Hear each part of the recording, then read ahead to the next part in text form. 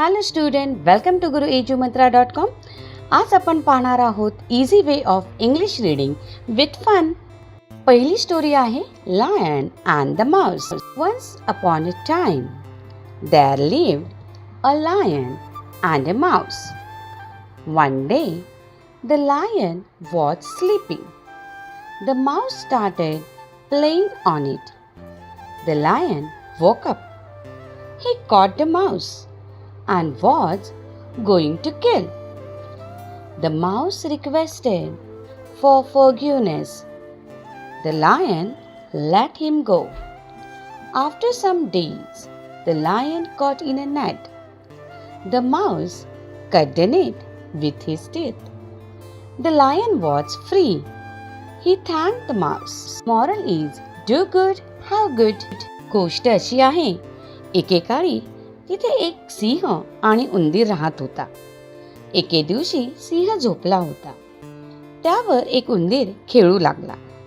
सिंह जागा झाला. त्याने उंदराला पकडले आणि त्याला मारणार होता. तेवढ्यात उंदराने क्षमा मागितली. सिंहानेही त्याला जाऊ दिले. काही दिवसांनी सिंह जाळ्यात अडकला. उंदराने येऊन दाताने जाळे कुरतडले आणि सिंह मोकळा झाला.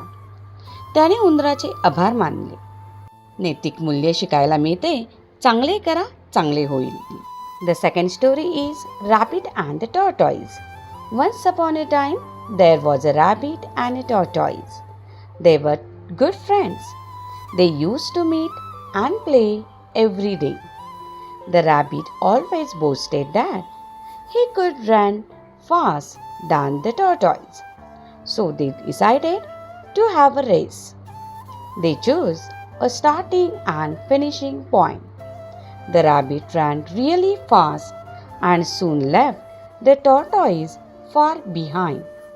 He thought that the tortoise is too slow and he can rest for a while.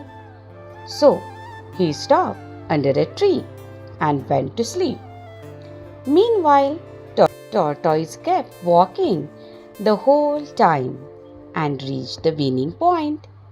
When the rabbit woke up, he saw that tortoise has already won the race.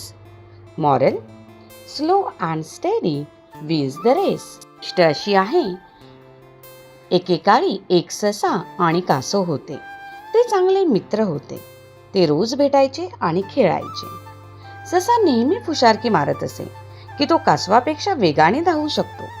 त्यामुळे त्यांनी शर्यत घेण्याचे ठरवले. त्यांनी प्रारंभ आणि अंतिम बिंदू निवडला.